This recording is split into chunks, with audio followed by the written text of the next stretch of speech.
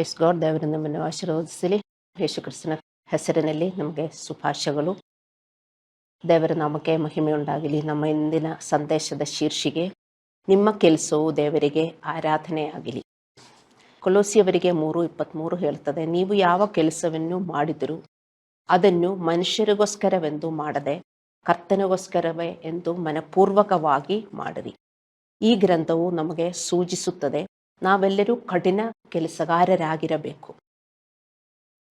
ನಮ್ಮ ಕೆಲಸದ ಬಗ್ಗೆ ನಮ್ಮ ಮನೋಭಾವವು ದೇವರಿಗೆ ಆರಾಧನೆಯಾಗಿರಬೇಕು. ನಾವೇನೇ ಮಾಡಿದ್ರು, ನೀವು ಬೆಳಗ್ಗೆಯಿಂದ ರಾತ್ರಿ ಮಲಗುವ ತನಕ ನೀವೇನೇ ಮಾಡಿದರು, ದೊಡ್ಡದಾಗಲಿ ಚಿಕ್ಕದಾಗಲಿ, ಮನೆಯಲ್ಲಾಗಲಿ ಅಲ್ಲಾಂದರೆ ಹೊರಗೆ ಆಗಲಿ, ಕಚೇರಿಯಲ್ಲಿ ಆಗಲಿ, ಎಲ್ಲೇ ಆದರೂ ಅದು ಮಾಡುವಾಗ ಅದನ್ನು ದೇವರಿಗೆ ಮಾಡಬೇಕು. ದೇವರು ನೋಡ್ತಾ ಇದ್ದಾರೆ, ದೇವರಿಗೆ ಮಾಡಬೇಕು, ಮನುಷ್ಯರಿಗೆ ಅಲ್ಲ. ನೀವು ನೋಡಿ, ದ್ವೇಷಿಸುವ ಕೆಲಸಗಳಾಗದಿರು, ಇಷ್ಟಪಡುವ ಅಲ್ಲಾದರೆ ಇಷ್ಟಪಡದ ಪ್ರತಿಯೊಂದು ಕೆಲಸವನ್ನು ನೀವು ದೇವರಿಗೋಸ್ಕರ ಮಾಡಬೇಕು. ಯಾಕೆ ಹಾಗೆ ನಮಗೆ ಬರೆದಿದೆ ಅಂತ ನಮಗೀಗ ಗೊತ್ತಾಗುತ್ತೆ. ಈ ಗ್ರಂಥವು ಹೇಳುತ್ತದೆ, ಜನರಿಗಾಗಿ ಅಲ್ಲ ಕರ್ತನಿಗಾಗಿ ಹೃತ್ಪೂರ್ವಕವಾಗಿ ಕೆಲಸ ಮಾಡಬೇಕು. ನಾವೇನೇ ಮಾಡಿದ್ರು ಹೃತ್ಪೂರ್ವಕವಾಗಿ ಅಂದರೆ ಹೃದಯ ಮತ್ತು ಆತ್ಮದ ಆಳದಿಂದ ನಾವು ಕೆಲಸ ಮಾಡಬೇಕು. ಆದಿಕಾಂಡ 1:26-28 ತನಕ ನೀವು ಓದಿದ್ರೆ ಅದರಲ್ಲಿ ಬರೆದಿದೆ, ದೇವರು ಮನುಷ್ಯರನ್ನು ಸೃಷ್ಟಿಸಿದಾಗ ಅವನು ಅವರಿಗೆ ಕಾಳಜಿ, ಬೆಳೆಯಲು ಮತ್ತು ಆಳಲು ದೊಡ್ಡ ಕೆಲಸವನ್ನು ಕೊಟ್ಟಿದ್ದಾರೆ. ಪ್ರಸಂಗಿ 3:13 ಹೇಳುತ್ತದೆ, ಪ್ರತಿಯೊಬ್ಬನು ಅನ್ನಪಾನಗಳನ್ನು ತೆಗೆದುಕೊಂಡು ತನ್ನ ನಾನಾ ಪ್ರಯಾಸಗಳಲ್ಲಿಯೂ ಸುಖವನ್ನು ಅನುಭವಿಸುವುದು ದೇವರ ಆಗ್ರಹವೇ. ಕೆಲಸವು ಮನುಷ್ಯರಿಗೆ ದೇವರ ಕೊಡುಗೆ ಎಂದು ನಿಮಗೆ ತಿಳಿದಿದೆ. ನೋಡಿ, ನಾವು ಮನುಷ್ಯರಾಗಿ ನಮಗೆಲ್ಲ ವಿವಿಧ ಒಂದೊಂದು ಥರ ಕೆಲಸಗಳಿದೆ. ಆ ಕೆಲಸ ಎಲ್ಲ ನಾವು ದೇವರಿಗೋಸ್ಕರ ಮಾಡಬೇಕು ಎಂದು ದೇವರು ಹೇಳ್ತಾ ಇದ್ದಾರೆ. ಹುಡುಗರು ಪಾಠ ಮಾಡುವುದಾದರೂ, ಅಲ್ಲಾಂದರೆ ನಾವು ಆಫೀಸಲ್ಲಿ ಹೋಗಿ ಕೆಲಸ ಮಾಡುವುದಾದರೂ, ಅಲ್ಲಾಂದರೆ ಅಡುಗೆ ಮಾಡುವುದಾದರೂ, ಮನೆಯಲ್ಲಿ ಏನೇ ಮಾಡಿದ್ರು, ನಾವೊಂದು ವ್ಯಕ್ತಿಯಾಗಿ ನಮಗೆಲ್ಲರಿಗೂ ಕರ್ತವ್ಯ ಇದೆ. ಅದೆಲ್ಲ ನಾವು ದೇವರಿಗೋಸ್ಕರ ಮಾಡಬೇಕು. ಅದು ಆ ಕರ್ತವ್ಯ ದೇವರ ಕೊಡುಗೆಯಾಗಿದೆ ಅಂತ ಇಲ್ಲಿ ಬರೆದಿದೆ. ನಮ್ಮ ಕೆಲಸ ಮತ್ತು ಶ್ರಮದಲ್ಲಿ ನಾವು ಸುಲಭವಾಗಿ ಸಂತೋಷವನ್ನು ಕಾಣುವುದಿಲ್ಲ. ನಾವು ಮಾಡುವ ಯಾವುದೇ ಕೆಲಸದಲ್ಲಿ ಸಂತೋಷ ಮತ್ತು ತೃಪ್ತಿಯನ್ನು ಕಂಡುಕೊಳ್ಳುವುದು ಮುಖ್ಯ. ಏಕೆಂದರೆ ನಮ್ಮ ಪ್ರತಿಯೊಂದು ಕೆಲಸದಿಂದ ನಮಗೆ ದೇವರ ಆಶೀರ್ವಾದದ ರೂಪದಲ್ಲಿ ಸಂಬಳ ಸಿಗುತ್ತದೆ. ನಾವು ಆಫೀಸಲ್ಲಿ ಹೋಗಿದರೆ, ಅಲ್ಲಾಂದರೆ ಏನಾದರೂ ಕೆಲಸ ಮಾಡಿದರೆ ನಮಗೆ ಸಂಬಳ ಸಿಗುತ್ತದೆ ಅಲ್ಲವೇ? ಅದೇ ಥರ ನಮ್ಮ ಕರ್ತವ್ಯ ನಾವು ಮಾಡಿದರೆ ನಮಗೆ ದೇವರಿಂದ ಸಂಬಳ ಸಿಗುತ್ತದೆ. ಹೇಗೆ? ಆಶೀರ್ವಾದದ ರೂಪದಲ್ಲಿ. ದೇವರೇ ನಮ್ಮ ಬೋಸು. ಮಾನಸಿಕ ಮತ್ತು ದೈಹಿಕ 2 ಕೆಲಸಗಳು ನಾವು ದೇವರಿಂದ ಆಶೀರ್ವಾದಗಳನ್ನು ಪಡೆಯಲು ಮಾರ್ಗವಾಗಿದೆ. ನಮ್ಮ ಫಿಸಿಕಲ್ ವರ್ಕ್ ಮಾತ್ರವಲ್ಲ, ದೈಹಿಕ ಕೆಲಸಗಳು ಮಾತ್ರವಲ್ಲ, ನಮ್ಮ ಮಾನಸಿಕ ಕೆಲಸಗಳು, ನಮ್ಮ ಮನಸ್ಸಲ್ಲೂ ಕೆಲಸ ನಡೀತಾ ಇದೆ. ಏನು ಕೆಲಸ ಅದು? ನಾವು ಯೋಚಿಸುತ್ತಾ ಇರುತ್ತೇವೆ ಅಲ್ಲವೇ? ಅದು ನೋಡಿ, ನಾವು ಕೆಟ್ಟದು ಯೋಚಿಸಿದರೆ ನಮಗೆ ಕೆಟ್ಟದು ಬರುತ್ತದೆ. ನಮ್ಮ ಒಳ್ಳೆಯದನ್ನು ನಾವು ಯೋಚಿಸಬೇಕು. ಅಂದರೆ ನಮ್ಮ ಒಳಗಡೆ ಏನಾಗುತ್ತದೆ ಅದು ದೇವರ ವಾಕ್ಯದ ಪ್ರಕಾರ ನಾವು ಯೋಚಿಸಬೇಕು ಮತ್ತು ಮನುಷ್ಯರಿಗೆ ಒಳ್ಳೆಯದಾಗಲಿ ಅಂತ ನಾವು ಯೋಚಿಸಬೇಕು. ನಮಗೆ ಯಾರಾದರೂ ಏನಾದರೂ ಕೆಟ್ಟದು ಮಾಡಿದರೆ ಅವ್ರಿಗೆ ಕೆಟ್ಟದಾಗಲಿ ಎಂದೇ ನಾವು ಕೋಪದಿಂದ ಯೋಚಿಸುತ್ತೇವೆ. ಅದೆಲ್ಲ ತಪ್ಪು. ಅದು ನಾವು ಮಾಡುವ ಕೆಲಸ ಎಂದು ನಾವು ಅರ್ಥ ಮಾಡ್ಕೋಬೇಕು. ಅದಕ್ಕೂ ಸಂಬಳ ಬರುತ್ತೆ. ಅದಕ್ಕೆ ದೇವರ ಮಕ್ಕಳ ಆಗಿ ನಾವು ಕಲಿತ್ಕೋಬೇಕು. ಮನುಷ್ಯರನ್ನು ಆಶೀರ್ವದಿಸಿ ಎಲ್ಲರಿಗೂ ಒಳ್ಳೆಯದಾಗಲಿ. ನಾವು ಆಶೀರ್ವಾದ ಬೇರೆಯವರಿಗೂ ಕೊಟ್ಟಿದರೆ ದೇವರು ನಮಗೆ ಆಶೀರ್ವಾದ ಕೊಡ್ತಾರೆ. ದೇವರ ಮಕ್ಕಳಾಗಿ ನಾವು ಇದು ಅರ್ಥ ಮಾಡ್ಕೋಬೇಕು. 1 ಕೊರಿಂಥದವರಿಗೆ 10:31 ಬರೆದಿದೆ, ನೀವು ಉಂಡರು ಕುಡಿದರು ಇನ್ನೇನು ಮಾಡಿದರು ಎಲ್ಲವನ್ನು ದೇವರ ಗಣತೆಕ್ಕಾಗಿ ಮಾಡಿರಿ. ಈ ವಾಕ್ಯ ಹೇಳುತ್ತದೆ, ನಾವು ತಿನ್ನುವ ಆಹಾರದಲ್ಲಿ ದೇವರಿಗೆ ಮಹಿಮೆಯನ್ನು ನೀಡಬೇಕು. ಇದರಲ್ಲಿ ಬರೆದಿರುವುದು, ವಿಗ್ರಹಗಳಿಗೆ ಅರ್ಪಿಸುವ ಆಹಾರವನ್ನು ನಾವು ತಿನ್ನಬಾರದು, ಅದು ನಾವು ತಪ್ಪಿಸಬೇಕು. ಮತ್ತು ನಾವು ಮಾಡುವ ಯಾವುದೇ ಕೆಲಸವನ್ನು ನಮ್ಮ ಮಾನಸಿಕ ಆಲೋಚನೆಗಳು ಮತ್ತು ನಮ್ಮ ಹೃದಯದ ಪ್ರೇರಣೆಯಲ್ಲೂ ಸಹ ನಾವು ದೇವರಿಗೆ ಮಹಿಮೆಯನ್ನು ನೀಡಬೇಕು. ನಾವು ಮಾಡಬೇಕಾದ ಯಾವುದೇ ಕೆಲಸ ಆಶೀರ್ವಾದ ನಮಗೂ ಕೊಡುತ್ತದೆ ಮತ್ತು ಅದು ತ್ಯಾಗವಾಗಿದೆ. ನಮ್ಮಿಂದ ತ್ಯಾಗವಾಗಿದೆ. ಅದು ದೇವರ ಆಶೀರ್ವಾದ ಪಡೆಯಲು ಅದಕ್ಕೊಂದು ಅವಕಾಶವಾಗಿದೆ ಎಂದು ನೀವು ಅರ್ಥ ಮಾಡಿಕೋಬೇಕು. ಇವತ್ತಿನ ಮೆಸೇಜ್ ಕೇಳಿಸ್ಕೊಂಡ ಮೇಲೆ ನಿಮ್ಮ ಒಂದೊಂದು ಕೆಲಸ ಮಾಡಿದ್ರು ನೀವು ಅರ್ಥ ಮಾಡಿಕೋಬೇಕು. ಅದು ನೀವು ದೇವರಿಗೋಸ್ಕರ ಮಾಡಬೇಕು. ಅಂದರೆ ಕಂಪ್ಲೀಟ್ ಪರ್ಫೆಕ್ಷನಲ್ಲಿ ಮಾಡಬೇಕು. ಯಾರು ನೋಡಲಿಲ್ಲದಿದ್ರು ಏನೇ ಮಾಡಿದ್ರು ನೀವು ಮಾಡಿದರೆ ದೇವರ ಮಕ್ಕಳೇ ನಿಮಗೆ ಒಳ್ಳೆ ಆಶೀರ್ವಾದ ಸಿಗುತ್ತದೆ. ಅದೇ ದೇವರು ಹೇಳುತ್ತಾ ಇರೋದು ಈ ವಾಕ್ಯದಲ್ಲಿ. ನಾವು ಯೋಚಿಸುವುದಾದರೂ ಸಹ ನಾವು ಮಾಡಬೇಕಾದ ಯಾವುದೇ ಕೆಲಸವನ್ನು ಆಶೀರ್ವಾದ ಮತ್ತು ತ್ಯಾಗವಾಗಿದೆ. ಅದು ನಮ್ಮಿಂದ ಒಂದು ತ್ಯಾಗವಾಗಿದೆ. ಏಕೆಂದರೆ ನಮ್ಮ ಕೆಲಸಗಳು ನಮಗೆ ಮಾಡಬೇಕು ಅಂತ ಅನಿಸುವುದೇ ಇಲ್ಲ. ನಮಗೆ ಬೋರಿಂಗ್ ಆಗುತ್ತದೆ, ಅಲ್ಲಾಂದ್ರೆ ನಮಗೆ ತುಂಬಾ ಕಷ್ಟ ಅಂತ ಅನಿಸುತ್ತದೆ ಅಲ್ಲವೇ? ಮತ್ತೆ ನಾವು ಮಾಡಬೇಕಾದ ಕೆಲಸ ನಾವು ಮಾಡಲೇಬೇಕು. ರೋಮಪುರದವರಿಗೆ 12:1 ಪೌಲನು ಬರೆದಿದ್ದಾರೆ, ದೇವರ ಕನಿಕರವನ್ನು ನಿಮ್ಮ ನೆನಪಿಗೆ ತಂದು ನಿಮ್ಮನ್ನು ಬೇಡಿಕೊಳ್ಳುವುದೇನೆಂದರೆ, ನೀವು ನಿಮ್ಮ ನಿಮ್ಮ ದೇಹಗಳನ್ನು ದೇವರಿಗೆ ಮೀಸಲಾಗಿಯೂ ಮೆಚ್ಚುಗೆಯಾಗಿಯೂ ಇರುವ ಸಜೀವ ಯಜ್ಞವಾಗಿ ಅರ್ಪಿಸಿರಿ. ಇದೇ ನಿಮ್ಮ ವಿವೇಕಪೂರ್ವಕವಾದ ಆರಾಧನೆಯು. ನೋಡಿ, ನಮಗೆ ಹಾಡು ಹಾಡಿ ದೇವರಿಗೆ ಆರಾಧಿಸಬಹುದು. ಮತ್ತೆ ಇಲ್ಲಿ ಏನು ಹೇಳುವುದು, ನಾವು ಮಾಡುವ ಕೆಲಸದಿಂದ ದೇವರನ್ನ ಆರಾಧಿಸಬೇಕು. ಏಕೆಂದರೆ ಒಬ್ಬೊಬ್ಬ ವ್ಯಕ್ತಿಯಾಗಿ ನಮಗೆ ದೇವರು ಕೆಲಸ ಕೊಟ್ಟಿದ್ದಾರೆ. ಅದು ನಮಗೆ ಮಾಡಕ್ಕೆ ಇಷ್ಟವಿಲ್ಲದಿದ್ರೂ ಇಷ್ಟವಿಲ್ಲ. ಚಿಕ್ಕ ಹುಡುಗರಾದರೆ ಮನೆಯಲ್ಲಿ ತಂದೆ ತಾಯಿಗೆ ಹೆಲ್ಪ್ ಮಾಡಬೇಕು ಅಲ್ಲವೇ? ಗಂಡನಿಗೆ ಕೆಲಸ ಇದೆ, ಹೆಂಡತಿಗೆ ಕೆಲಸ ಇಲ್ಲ, ಗಂಡನಿಗೆ ಬರೀ ಆಫೀಸಲ್ಲೆಲ್ಲ ಕೆಲಸ ಇರೋದು. ಹೆಂಡತಿ ಆದರೆ ಆಫೀಸಲ್ಲಿ ಕೆಲಸ ಇದ್ರೂ ಮನೆ ಕೆಲಸ ಅವಳು ಮಾಡಬೇಕು. ಗಂಡನು ಆಫೀಸಲ್ಲಿ ಕೆಲಸ ಇದ್ದರೆ ಅವನಿಗೆ ಮನೆಯಲ್ಲಿ ಏನು ಕೆಲಸ ಇಲ್ಲ ಅಲ್ಲವೇ? ಏನು ವಿಚಿತ್ರ ಇದು. ಇದು ಒಂಥರ ವುಮೆನ್ ಟಾರ್ಚರೇ ಇದು ಅಲ್ಲವೇ? ಅವರಿಗೆ ಏನು ಬೇಡ, ಸುಮ್ಮನೆ ಬಂದು ಕೂತ್ಕೊಂಡ್ರೆ ಸಾಕು. ಅವರು ಆಫೀಸಲ್ಲಿ ಹೋಗಿ ಕೆಲಸ ಮಾಡಬೇಕು, ಅವರಿಗೂ ಕೆಲಸ ಇದೆ. ಆದರೂ ಗಂಡಸರು ಎಲ್ಲರೂ ಎಕ್ಸ್ಪೆಕ್ಟ್ ಮಾಡುವುದೇನು, ಅವಳು ಆಫೀಸಿಂದ ಬಂದ್ಮೇಲೆ ಅವಳೇ ಮನೆ ಕೆಲಸ ಮಾಡಬೇಕು. ಅದು ತಪ್ಪು. ದೇವರ ಮಕ್ಕಳೇ, ಅದು ತಪ್ಪು. ಎಲ್ಲರೂ ಕೆಲಸ ಮಾಡಬೇಕು. ಚಿಕ್ಕ ಹುಡುಗರಾದರೂ ಅವರು ಸ್ಕೂಲ್ ಹೋಗಿ ಬಂದು ಅವರು ಮನೆಯಲ್ಲಿ ಏನು ಕೆಲಸ ಇದೆ ಅದು ಮಾಡಿದರೆ ನೋಡಿ ನಿಮಗೆ ಎಕ್ಸ್ಟ್ರಾ ಬ್ಲೆಸ್ಸಿಂಗ್ ಸಿಗುತ್ತದೆ. ಎಕ್ಸ್ಟ್ರಾ ಅಲ್ಲ, ನಿಮಗೆ ಬರಬೇಕಾದ ಬ್ಲೆಸ್ಸಿಂಗ್ ಸಿಗುತ್ತದೆ. ಇಲ್ಲದಿದ್ದರೆ ಅದು ನಿಮಗೆ ಸಿಗುವುದಿಲ್ಲ. ಮತ್ತೆ ಅದು ನಮ್ಮ ಒಂದು ತ್ಯಾಗವಾಗಿದೆ. ಇದೊಂದು ತ್ಯಾಗ ನಮಗೆ ಮಾಡಬೇಕು ಅಂತ ಅನಿಸೋದಿಲ್ಲ. ಹೆಂಡಿಗೂ ಆಫೀಸ್ ಕೆಲಸ ಎಲ್ಲ ಮುಗಿಸ್ಬಿಟ್ಟು ಬಂದು ಅವಳಿಗೂ ಮಲಗಬೇಕು ಅಂತ ಅನಿಸುತ್ತದೆ. ಅವಳಿಗೂ ಮಲಗಕ್ಕಾಗಲ್ಲ. ಗಂಡನಿಗೆ ಚಪಾತಿನೇ ಮಾಡಿಕೊಡ್ಬೇಕು ಅಲ್ಲವೇ? ಸ್ವಲ್ಪ ರೈಸ್ ಕೊಟ್ಟರೆ ಆಗಲ್ಲ. ಎಷ್ಟು ಕಷ್ಟ ನೋಡಿ. ಇದೆಲ್ಲ ಟಾರ್ಚರ್. ಇದೆಲ್ಲ ನಿಲ್ಲಿಸ್ಬೇಕು. ವಿಶ್ವಾಸಿಗಳಾಗಿ ನಾವೆಲ್ಲ ಇದೆಲ್ಲ ನಿಲ್ಲಿಸ್ಬೇಕು ಅಲ್ಲವೇ? ಎಲ್ಲರಿಗೂ ಒಂದೇ ಸ್ಥಾನ ಕೊಡಬೇಕು. ಅವರೂ ಹೆಲ್ಪ್ ಮಾಡಿ ಎಲ್ಲ ಒಟ್ಟಿಗೆ ಮಾಡಿದರೆ ಮನೆಯಲ್ಲಿ ಯೂನಿಟಿ ಇರ್ತದೆ, ಪ್ರೀತಿ ಇರ್ತದೆ. ನಾವು ಮಾಡಬೇಕಾದ ನಮ್ಮ ಪ್ರತಿಯೊಂದು ಕೆಲಸವನ್ನು ವೈಯಕ್ತಿಕ ತ್ಯಾಗ ಎಂದು ನಾವು ಅರ್ಥ ಮಾಡಿಕೋಬೇಕು. ಪವಿತ್ರ ಮತ್ತು ನೀತಿ ಅದು ವೈಯಕ್ತಿಕ ತ್ಯಾಗ ಮತ್ತು ಅದು ಪವಿತ್ರ, ಅದು ನೀತಿಯಾಗಿ ನಾವು ಪರಿಗಣಿಸಬೇಕು. ದೇವರು ನೋಡುತ್ತಾ ಇದ್ದಾರೆ. ನೋಡಿ, ಗಂಡಸರು ನೀವು ಹೆಂಡತಿಯೇ ಹೆಲ್ಪ್ ಮಾಡಿದರೆ, ಮತ್ತೆ ಮಕ್ಕಳಾದರೂ ತಂದೆ ತಾಯಿಗೆ ಹೆಲ್ಪ್ ಮಾಡಿದರೆ ಎಕ್ಸ್ಟ್ರಾ ಬ್ಲೆಸ್ಸಿಂಗ್ಸ್ ನಿಮಗೆ ಸಿಗುತ್ತದೆ. ಅದು ಹೋಲಿ ಆಗಿದೆ, ಅದು ತ್ಯಾಗ ಆಗಿದೆ, ಪವಿತ್ರ ಆಗಿದೆ, ಅದು ನೀತಿಯಾಗಿದೆ ಎಂದು ನೀವು ಅರ್ಥ ಮಾಡಿಕೋಬೇಕು. ಇದು ಕಾರಣವೇ ಫಿಲಿಪ್ಯದವರಿಗೆ 2:14 ಹೇಳುತ್ತದೆ, ಗುಣಗುಟ್ಟದೆಯೂ ವಿವಾದವಿಲ್ಲದೆಯೂ ಎಲ್ಲವನ್ನೂ ಮಾಡಿರಿ. ವಿತೌಟ್ ಗ್ರಂಬ್ಲಿಂಗ್ ಆ್ಯಂಡ್ ಡಿಸ್ಪ್ಯೂಟಿಂಗ್ ನಾವೆಲ್ಲರೂ ಮಾಡಬೇಕು ನಮ್ಮ ಕೆಲಸ. ಎಲ್ಲದು ಏನೇ ಆಗಿದ್ರು ಯಾಕೆ ನಾನು ಅದು ಮಾಡಬೇಕು, ಇದು ಮಾಡಲಿಲ್ಲ ಅಂದರೆ ಏನಾಗುತ್ತೆ, ಅದು ನಿಂದೆ ಕೆಲಸ ಅದೆಲ್ಲ ನೀವು ಹೇಳಬಾರದು. ನೀವು ಹಂಗೆ ಹೇಳಿದರೆ ನಿಮಗೆ ಲಾಸ್ ಆಗುತ್ತೆ ಅಂತ ಅರ್ಥ ಮಾಡಿಕೊಳ್ಳಿ. ಅದಕ್ಕೆ ಮನೆಯಲ್ಲಿ ಶಾಂತಿ ಇಲ್ಲ. ಎಲ್ಲರೂ ಒಟ್ಟಿಗೆ ಮಾಡಿದರೆ ಮನೆಯಲ್ಲೂ ನೋಡಿ ಶಾಂತಿ ಇರ್ತದೆ. ಅದು ಏನೇ ಇರಲಿ, ಕೆಲಸ ಏನೇ ಇರಲಿ, ಮನೆ ಸ್ವಚ್ಛಗೊಳಿಸುವುದು, ಅಡಿಗೆ ಮಾಡುವುದು, ಆಫೀಸ್ ಕೆಲಸ ಮಾಡುವುದು ಮತ್ತು ವಿಶ್ವಾಸಿಗಳಾಗಿ ಇದರರಿಗಾಗಿ ಪ್ರಾರ್ಥಿಸುವುದು, ಇದರರಿಗಾಗಿ ಮಿನಿಸ್ಟ್ರಿ ಮಾಡುವುದು. ನಾವೆಲ್ಲರೂ ಇದರರಿಗಾಗಿ ಪ್ರಾರ್ಥಿಸಬೇಕು, ಇದರರಿಗಾಗಿ ಮಿನಿಸ್ಟ್ರಿ ಮಾಡಬೇಕು. ದೇವರು ನಮ್ಮಿಂದ ಆ ಕೆಲಸ ಬಯಸುತ್ತಾರೆ. ನಮಗೆ ಇನ್ನೊಂದು ಮನೆ ಇದೆ, ಅದು ದೇವರ ಮನೆ. ದೇವರ ಮನೆಯಲ್ಲೂ ಕೆಲಸ ಇದೆ. ದೇವರ ಮನೆಯನ್ನು ಸ್ವಚ್ಛಗೊಳಿಸಬೇಕು. ದೇವರ ಮನೆಯಲ್ಲೂ ನೀವು ಕೆಲಸ ಮಾಡಬೇಕು. ನೀವು ಬಂದು ಚೇರೆಲ್ಲ ಅರೇಂಜ್ ಮಾಡಿ, ಚೇರೆಲ್ಲ ಡಸ್ಟ್ ಎಲ್ಲ ಹೊಡೆದರೆ ನಿಮಗೆ ಆಶೀರ್ವಾದ ಸಿಗುತ್ತೆ. ಬರೀ ಅದರ ಮೇಲೆ ಬಂದು ಕೂತ್ಕೊಂಡು ಹೋಗಿದರೆ ಬೇರೆಯವರು ಮಾಡ್ತಾರೆ, ಅವರಿಗೆ ಅನುಗ್ರಹ ಸಿಗುತ್ತದೆ. ನಾವೆಲ್ಲರೂ ಒಟ್ಟಿಗೆ ಎಲ್ಲ ಕೆಲಸ ನಾವು ಮಾಡಬೇಕು. ದೇವರು ನಮ್ಮ ನ್ಯಾಯಾಧೀಶರು, ನಾವು ಆತನಿಂದ ಪ್ರತಿಫಲವನ್ನು ಪಡೆಯುತ್ತೇವೆ. ದೇವರೇ ನಮ್ಮ ಬೋಸು, ಅರ್ಥ ಮಾಡಿಕೊಳ್ಳಿ. ನಮಗೆಲ್ಲ ನೀವು ಆಫೀಸಲ್ಲಿ ಹೋಗಿದ್ರೆ ನಿಮಗೊಂದು ಬೋಸ್ ಇದೆ, ಮತ್ತೆ ನಮ್ಮೆಲ್ಲರೂ ಬೋಸು ದೇವರು. ನಮಗೆಲ್ಲ ದೇವರು ಕೆಲಸ ಕೊಟ್ಟಿದ್ದಾರೆ, ನಾವು ಅದೆಲ್ಲ ಮಾಡಬೇಕು. ನಾವು ಆತನಿಂದ ಪ್ರತಿಫಲವನ್ನು ಪಡೆಯುತ್ತೇವೆ. ನಾವೇನೇ ಮಾಡಿದ್ರು, ಕೆಟ್ಟದು ಮಾಡಿದರೆ ಕೆಟ್ಟ ಪ್ರತಿಫಲ ನಾವು ಪಡೆಯುತ್ತೇವೆ. ಮನಸ್ಸಲ್ಲೂ ಕೂಡ ಕೆಟ್ಟದು ಯೋಚಿಸಬಾರದು. ನಮಗೆ ಕೆಟ್ಟದು ಮಾಡುವ ಜನ ಇದ್ದಾರೆ, ಅವರಿಗೆ ಕೆಟ್ಟದಾಗಲಿ ಎಂದು ನೀವು ಯೋಚಿಸಬಾರದು. ಅವರನ್ನು ನೀವು ಆಶೀರ್ವದಿಸಬೇಕು.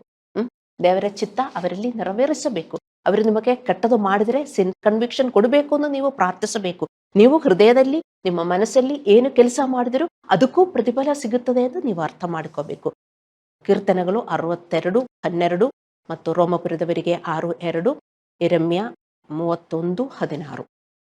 ನಮ್ಮ ಒಳ್ಳೆಯ ಕೆಲಸಗಳಿಗೆ ಒಳ್ಳೆಯ ಪ್ರತಿಫಲ ಮತ್ತು ನಮ್ಮ ತಪ್ಪು ಕೆಲಸಗಳಿಗೆ ಕೆಟ್ಟ ಪ್ರತಿಫಲ ನಮಗೂ ಸಿಗುತ್ತೆ. ಯಾರೇ ಆಗಲಿ, ನಿಮಗಾದರೂ ನನಗಾದರೂ ಎಲ್ಲರಿಗೂ ಸಿಗುತ್ತದೆ. ಅದಕ್ಕೆ ನಾವು ಅರ್ಥ ಮಾಡಿಕೋಬೇಕು ನಾವೇನು ಮಾಡ್ತೇವೆ ಅಂತ. ಜ್ಞಾನೋಕ್ತಿಗಳು 11:18 ಬರೆದಿದೆ, ದುಷ್ಟನು ಮೋಸದ ಕೃತ್ಯವನ್ನು ಮಾಡುತ್ತಾನೆ, ನೀತಿಯನ್ನು ಬಿತ್ತುವವನಿಗೆ ನಿಸ್ಸಂದೇಹವಾಗಿ ಬಹುಮಾನವಿರುವುದು. ಮತ್ತೆ ಜ್ಞಾನೋಕ್ತಿಗಳು 13:21 ಹೇಳುತ್ತದೆ, ಅಮಂಗಳವು ಪಾಪಿಗಳನ್ನು ಹಿಂಬಾಲಿಸುವುದು. ನೋಡಿ, ಅಮಂಗಳವು ಪಾಪಿಗಳನ್ನು ಹಿಂಬಾಲಿಸುವುದು, ಮಂಗಳವು ಸಜ್ಜನರಿಗೆ ಪ್ರತಿಫಲವಾಗುವುದು. ನೋಡಿ, ನಾವು ಈಗ ದೇವರ ಹತ್ರ ಬಂದಿರುವುದು ಪಾಪಿಗಳಾಗಿ ಜೀವನ ಮಾಡುವುದಕ್ಕಲ್ಲ, ಅದು ಹೋಯ್ತು. ನೀವು ಅರ್ಥ ಮಾಡಿಕೋಬೇಕು. ನಾವು ಪಾಪಿಗಳಾಗಿ ಜೀವನ ಮಾಡಿದ್ರೆ ಅದಕ್ಕೆ ನಮಗೆ ಪ್ರತಿಫಲ ಸಿಗುತ್ತದೆ. ನಮ್ಮ ಪಾಪಗಳಿಂದ ಒಳ್ಳೆಯವರಾಗಿ ದೈಹಿಕವಾಗಿಯೂ ಮತ್ತು ಮಾನಸಿಕವಾಗಿಯೂ ನೀವು ಅದಕ್ಕೆ ನೋಡಿ, ಎಲ್ಲರೂ ಏನು ಒಂದು ಕೆಲಸ ಸಿಕ್ಕಿದ್ರೆ ಎಲ್ಲರಿಗೂ ತುಂಬಾ ಸಂತೋಷ. ಹೌದು, ನಮಗೆಲ್ಲ ಕೆಲಸ ಬೇಕು. ಮತ್ತೆ ದೇವರು ಆಲ್ರೆಡಿ ಕೆಲಸ ಕೊಟ್ಟಿದ್ದಾರೆ, ಅದು ಯಾರು ಮಾಡುವುದಿಲ್ಲ. ಅದರಿಂದ ನಿಮಗೆ ಎಷ್ಟು ಲಾಸ್ ಆಗುತ್ತೆ ನಿಮಗೆ ಗೊತ್ತಾ? ನೀವೊಂದು ಮಗುವಾಗಿ, ಅಲ್ಲಾಂದ್ರೆ ಗಂಡ ಆಗಿ, ಹೆಂಡತಿ ಆಗಿ, ಯಾರೇ ಆಗಲಿ, ನಿಮ್ಮ ಮನೆಯಲ್ಲಿ ಅಲ್ಲಾಂದ್ರೆ ನಿಮಗೇನು ಕೆಲಸ ಇದೆ ಅದೆಲ್ಲ ಮಾಡಿದರೆ ದೇವರು ನಿಮ್ಮನ್ನು ತುಂಬಾ ಆಶೀರ್ವಾದ ಮಾಡ್ತಾರೆ. ದೇವರ ಮಕ್ಕಳೇ, ಅರ್ಥ ಮಾಡಿಕೊಳ್ಳಿ. ನಿಮ್ಮ ಎಲ್ಲಾ ಕೆಲಸಗಳನ್ನು ಮತ್ತು ಸಂತೋಷ, ಪ್ರೀತಿ, ನಗು ಮತ್ತು ಸಕಾರಾತ್ಮಕ ಮನೋಭಾವದಿಂದ ಮಾಡಬೇಕು. ಅದು ನಮ್ಮ ಮಾನವ ವರ್ತನೆಗೆ ವಿರೋಧವಾಗಿದೆ, ಆದರೆ ಇದರ ಪ್ರತಿಫಲ ಜ್ಞಾನೋಕ್ತಿಗಳು 22:4 ಹೇಳುವ ಪ್ರಕಾರ ಧನ, ಮಾನ, ಜೀವಗಳು. ಈ ವಾಕ್ಯ ಹೇಳುತ್ತದೆ, ಜ್ಞಾನೋಕ್ತಿಗಳು 22:4, ಧನ, ಮಾನ, ಜೀವಗಳು ದೀನಭಾವಕ್ಕೂ ಮತ್ತು ಯೆಹೋವನ ಭಯಕ್ಕೂ ಪ್ರತಿಫಲ. ಧನ ಸಿಗುತ್ತದೆ. ನೀವು ಒಳ್ಳೆಯ ಗಂಡನಾಗಿ, ಅಲ್ಲಾಂದ್ರೆ ಒಳ್ಳೆಯ ಹೆಂಡತಿಯಾಗಿ, ಅಲ್ಲಾಂದ್ರೆ ಒಳ್ಳೆಯ ಮಕ್ಕಳಾಗಿ ವರ್ತಿಸಬೇಕು. ಅತ್ತೆ ತಿಳ್ಕೊಳ್ತಾರೆ, ಓ ಸೊಸೆ ಬಂದಿದೆ, ಈಗ ನನಗೆ ಮಲಗಬಹುದು. ಅತ್ತೆಗೂ ಕೆಲಸ ಇದೆ, ಸೊಸೆಗೂ ಕೆಲಸ ಇದೆ. ಅಲ್ಲಾಂದ್ರೆ ಗಂಡ ಹೆಂಡತಿ ಅವರು ಮದುವೆ ಮಾಡಿದರೆ, ಓ ಹೆಂಡತಿ ಮನೆಯಲ್ಲಿ ಬಂದಿದ್ದಾರೆ, ಈಗ ನನಗೆ ಆರಾಮ ಆಯ್ತು, ಎಲ್ಲ ಮಾಡಿಕೊಡ್ತಾಳೆ. ಆದರೆ ಒಂದು ಕೆಲಸ ಅವಳನ್ನೇ ಮದುವೆ ಮಾಡಬೇಕಾಯ್ತು ಅಲ್ಲವೇ? ಹೆಂಡತಿ ಬಂದು ಅವಳೇ ಎಲ್ಲ ಮಾಡಿಕೊಡ್ಬೇಕು, ನಾನು ಸುಮ್ಮನೆ ಹಂಗೆ ಕುತ್ಕೋಬೇಕು ಅಂದ್ರೆ ಅಡಿಗೆ ಅವ್ರನ್ನೇ ಮದುವೆ ಆಗ್ಬೇಕಾಯ್ತು. ನಾವೆಲ್ಲರೂ ಮಾಡಬೇಕು. ದೇವರ ಮಕ್ಕಳಾಗಿ ನಾವು ಅರ್ಥ ಮಾಡಿಕೋಬೇಕು. ಹಲ್ಲೆಲೂಯಾ. ನೀವು ಎಫೆಸದವರಿಗೆ 6:5-9 ತನಕ ಮನೆ ಹೋಗಿ ಓದಬೇಕು. ಅದರಲ್ಲಿ ಎಫೆಸದವರಿಗೆ 6:6 ಹೇಳುತ್ತದೆ, ಮನುಷ್ಯನನ್ನು ಮೆಚ್ಚುವವರು ಮಾಡುವ ಪ್ರಕಾರ ಯಜಮಾನರು ನೋಡುತ್ತಿರುವಾಗ ಮಾತ್ರ ಸೇವೆ ಮಾಡದೆ ಕ್ರಿಸ್ತನ ದಾಸರಿಗೆ ತಕ್ಕ ಹಾಗೆ ದೇವರ ಚಿತ್ತವನ್ನು ಮನಪೂರ್ವಕವಾಗಿ ಮಾಡಬೇಕು. ಮನುಷ್ಯರಿಗೆ ತೋರಿಸುವುದಕ್ಕಲ್ಲ, ನಾವೇನೇ ಮಾಡಿದ್ರು ದೇವರು ನೋಡುತ್ತಾರೆ. ಹಾಗೆ ಮಾಡಿದರೆ ಅದು ಮನಪೂರ್ವಕವಾಗಿ ನಮಗೆ ಹಂಗೆ ಮಾಡಬೇಕು ಅಂತ ಅನಿಸುವುದಿಲ್ಲ, ನಮಗೂ ಬರುವುದೂ ಇಲ್ಲ. ದೇವರ ಮಕ್ಕಳೇ, ನೀವು ದೇವರ ಮಕ್ಕಳಾಗಿ ಇದೆಲ್ಲ ಅರ್ಥ ಮಾಡಿಕೊಂಡು ಹಾಗೆ ಮಾಡಿ. ದೇವರ ಮಕ್ಕಳೇ, ನಿಮಗೆಷ್ಟು ಖುಷಿಯಾಗತ್ತೆ, ನಿಮ್ಮ ಆರೋಗ್ಯ ಸುಧಾರಿಸುತ್ತದೆ, ಮತ್ತೆ ನಿಮಗೆ ಒಳ್ಳೆಯ ಅನುಗ್ರಹ ದೇವರು ಕೊಡ್ತಾರೆ. ನಾವು ದೇವರ ಸೇವಕರಾಗಿ ಸದಾಚಾರ ಗುಲಾಮರಾಗಿ ಜೀವಿಸಲು ಕರೆಯಲ್ಪಟ್ಟಿದ್ದೇವೆ. 1 ಪೇತ್ರನು 2:16 ಮತ್ತು ರೋಮಪುರದವರಿಗೆ 6:18. ನಾವೆಲ್ಲರೂ ದೇವರ ಸೇವಕರು, ಬರೀ ಪಾಸ್ಟರ್ ಅಲ್ಲ, ದೇವರ ಸೇವಕರು. ಒಬ್ಬೊಬ್ಬರಿಗೂ ಒಂದೊಂದು ಕೆಲಸ ಕೊಟ್ಟಿದ್ದಾರೆ. ಪಾಸ್ಟರ್ಗೆ ದೊಡ್ಡ ಕೆಲಸ ಕೊಟ್ಟಿದ್ದಾರೆ, ಮತ್ತೆ ನಿಮಗೆಲ್ಲರಿಗೂ ಕೆಲಸ ಇದೆ, ನಮಗೆಲ್ಲರಿಗೂ ಕೆಲಸ ಇದೆ. ನಾವೆಲ್ಲ ದೇವರ ಸೇವಕರು. ಸದಾಚಾರ ಮಾಡುವವರು ನಾವು ಸದಾಚಾರ ಮಾಡುವುದಕ್ಕೆ ಕರೆದಿರುವುದು. ನಾವು ಸದಾಚಾರ ಮಾಡಿದರೆ ನಾವು ದೇವರ ಸೇವಕರಾಗಿ ಜೀವನ ಮಾಡುತ್ತೇವೆ. ದೇವರ ಸೇವಕನು ಕೆಲಸದಲ್ಲಿ ಹೇಗೆ ವರ್ತಿಸುತ್ತಾನೆ? ದೇವರ ಸೇವಕನು ಯಾವಾಗಲೂ ದೇವರಲ್ಲಿ ಸಂತೋಷ ಪಡ್ತಾನೆ. ದೇವರ ಸೇವಕರೆಂದರೆ ಬರೀ ದೇವರ ಶುಶ್ರೂಷೆ ಮಾತ್ರ ಅಲ್ಲ ಮಾಡುವುದು, ದೇವರ ವಾಕ್ಯಗಳು ಒಬೆ ಮಾಡುವುದು ದೇವರ ಸೇವೆ. ಸೊ ದೇವರ ಸೇವಕರಾಗಿ ನಾವು ದೇವರಲ್ಲಿ ಸಂತೋಷ ಪಡಬೇಕು. ದೇವರ ಸೇವಕನು ಹೃದಯವನ್ನು ಶುದ್ಧೀಕರಿಸುತ್ತಾನೆ ಮತ್ತು ಅದಕ್ಕೆ ಎಲ್ಲ ಪ್ರಯತ್ನಗಳನ್ನು ತೆಗೆದುಕೊಳ್ಳುತ್ತಾನೆ. ತನ್ನ ಎಲ್ಲ ಕೆಲಸಗಳನ್ನು ದೇವರಿಗಾಗಿ ಹೃತ್ಪೂರ್ವಕವಾಗಿ ಮಾಡುತ್ತಾನೆ. ಸ್ವಯಂ ನಿಯಂತ್ರಣದಿಂದ ಬದುಕುತ್ತಾನೆ. ಅವನು ತನ್ನ ಪ್ರತಿಯೊಂದು ಒತ್ತಡವನ್ನು ನಂಬಿಕೆಯ ಪರೀಕ್ಷೆಯಾಗಿ ತೆಗೆದುಕೊಳ್ಳುತ್ತಾನೆ. ಇದೇ ಒಂದು ದೇವರ ಸೇವಕನಾಗಿ ನಾವು ಮಾಡಬೇಕಾಗಿರುವುದು. ನೀವು, ನಾನು, ನಾವೆಲ್ಲರೂ, ಎಲ್ಲ ವಿಶ್ವಾಸಿಗಳು ದೇವರ ಸೇವಕರು. ನಾವು ದೇವರ ಸೇವಕರೆಂದರೆ ಯಾವಾಗಲೂ ಖುಷಿಯಾಗಿರುವುದು ಅಂತ ದೇವರೇ ಹೇಳಿದ್ದಾರೆ. ಯಾವಾಗಲೂ ಖುಷಿಯಾಗಿದ್ರೆ ನಾನು ದೇವರನ್ನು ಸೇವೆ ಮಾಡ್ತಾ ಇದ್ದೇನೆ. ನೀವು ದುಃಖದಲ್ಲಿ, ಭಯದಲ್ಲಿ ಇದ್ರೆ ದೇವರನ್ನೆಲ್ಲ ನೀವು ಸೇವೆ ಮಾಡುವುದು ಮತ್ತು ಪಿಶಾಚಿಯನ್ನು ಸೇವೆ ಮಾಡ್ತೀರಾ. ದೇವರ ಕೆಲಸ ಏನು? ದೇವರ ಕೆಲಸ ನೀತಿ, ಪಿಶಾಚಿಯ ಕೆಲಸ ಅನೀತಿ. ಮತ್ತೆ ನಿಮ್ಮಲ್ಲಿ ಕೋಪ, ದ್ವೇಷ, ಭಯ, ಆತಂಕ ಇದೆಲ್ಲ ಇಟ್ಕೊಂಡಿದ್ದರೆ ನೀವು ಸೇವೆ ಮಾಡುವುದು ಯಾರನ್ನು? ಪಿಶಾಚಿಯನ್ನು ಒಂದು ಅರ್ಥ ಮಾಡಿಕೋಬೇಕು. ಅವನು ಸಂಬಳ ಕೊಡ್ತಾನೆ. ಅವನು ನಿಮ್ಮನ್ನು ಸುಮ್ಮನೆ ಬಿಡುವುದಿಲ್ಲ. ತಕ್ಕೊಂಡು ಹೋಗಿ ಎಂದು ಹೇಳಿ ಬನ್ನಿ ಬನ್ನಿ ಬನ್ನಿ ನನ್ನ ಇಷ್ಟೊಂದು ಸೇವೆ ಮಾಡಿದೆಯಲ್ಲ ತಕ್ಕೊಂಡು ಹೋಗಿ ಇಂದ ಅಲ್ಲಿ ಪೇನು ಇಲ್ಲಿ ಪೇನು ಏನಾದರೂ ನಮಗೆ ಬರ್ತದೆ. ಅಲ್ಲಾಂದರೆ ಅದು ಲೋಸು ಇದು ಲೋಸು ಏನಾದರೂ ನಮಗೆ ಕೆಟ್ಟದಾಗತ್ತೆ. ಅವನು ಪೇ ಮಾಡ್ತಾನೆ, ದೇವರು ಪೇ ಮಾಡ್ತಾನೆ. ಅದಕ್ಕೆ ನಾವು ಯಾವಾಗಲೂ ಖುಷಿಯಾಗಿರಬೇಕು. ದೇವರಿಗೆ ಸ್ತೋತ್ರ ತಿಳಿಸ್ಬೇಕು, ದೇವರಿಗೆ ಸ್ತೋತ್ರವನ್ನು ಸಲ್ಲಿಸಬೇಕು. ಮನುಷ್ಯರಿಗೆ ಒಳ್ಳೆಯದಾಗಬೇಕು ಅಂತ ನಾವು ಯೋಚನೆ ಮಾಡಬೇಕು. ಮತ್ತೆ ಸೆಲ್ಫ್ ಕಂಟ್ರೋಲ್ನಲ್ಲಿ ಇರಬೇಕು. ನಿಮಗೆ ಸೆಲ್ಫ್ ಕಂಟ್ರೋಲ್ ಇಲ್ಲದಿದ್ದರೆ ದೇವರನ್ನ ಸೇವೆ ಮಾಡುವುದಿಲ್ಲ, ಪಿಶಾಚಿನ ಸೇವೆ ಮಾಡುತ್ತೀರಾ. ಅವನು ಸಂಬಳ ಕೊಡ್ತಾನೆ.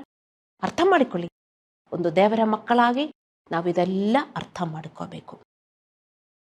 ಯೇಸುವಿನ ಶಿಷ್ಯನ ಗುರಿಯು ಆಧ್ಯಾತ್ಮಿಕವಾಗಿ ಹೊರಗೆ ಮಾಡುವುದಲ್ಲ, ಬದಲಿಗೆ ಇತರರಿಗೆ ಸೇವೆ ಸಲ್ಲಿಸುವ ದೇವರ ಸೇವಕನಾಗಿರುವುದು. ನೀವು ಅರ್ಥ ಮಾಡಿಕೊಳ್ಳಿ. ದೇವರ ಸೇವಕರೆಂದರೆ ಬರೀ ಗಾಸ್ಪಲ್ ಹೋಗಿ ಹೇಳುವುದಲ್ಲ, ಅಲ್ಲಾಂದ್ರೆ ಬರೀ ನಾನು ಇಲ್ಲಿ ನಿಂತ್ಕೊಳ್ಳುವುದಲ್ಲ, ಅದು ದೇವರ ಸೇವೆ.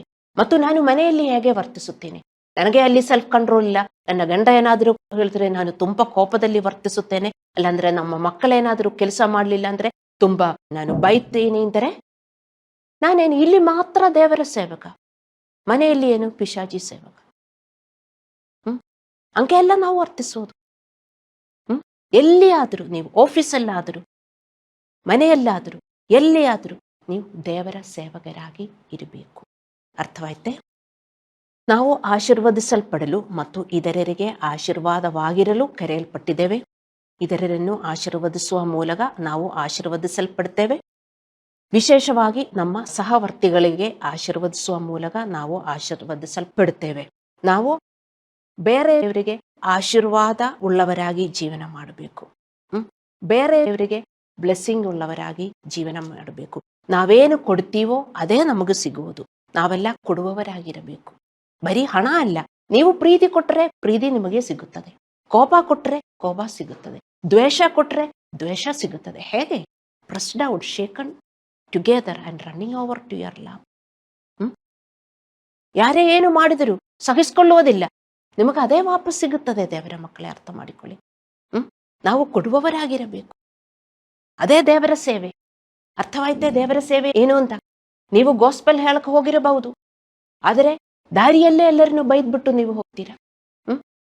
ನೀವು ಬೈಕ್ ಓಡಿಸ್ತಾ ಇದ್ದೀರಾ, ಯಾರಾದ್ರೂ ಹಿಂಗೆ ಬಂದ್ರೆ ಸಾಕು, ಇಲ್ಲ ನಾನು ಗಾಸ್ಪೆಲ್ ಹೇಳಕ್ ಹೋಗ್ತಾ ಇದ್ದೀನಿ, ಯಾಕ್ರಿ ನೀವು ಹಿಂಗೆ ಬಂದಿದ್ರು, ಬೇಗನೆ ಹೋಗಿ, ನನಗೆ ಟೈಮ್ ಇಲ್ಲ, ಅವ್ರು ಸಾಯ್ತಾ ಇದ್ದಾರೆ, ನಾನು ಹೋಗಿ ಪ್ರೇಯರ್ ಮಾಡಬೇಕು.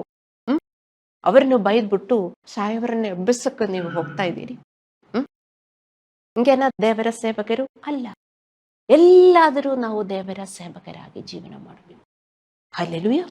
ಮತ್ತೆ ಗಲಾತ್ಯದವರಿಗೆ 6:10 ಹೇಳುತ್ತದೆ, ಸಮಯವಿರಲಾಗಿ ಎಲ್ಲರಿಗೂ ಒಳ್ಳೆಯದನ್ನು ಮಾಡೋಣ, ಮುಖ್ಯವಾಗಿ ಒಂದೇ ಮನೆಯವರಾಗಿರುವ ಕ್ರಿಸ್ತ ನಂಬಿಕೆ ಉಳ್ಳವರಿಗೆ ಮಾಡೋಣ.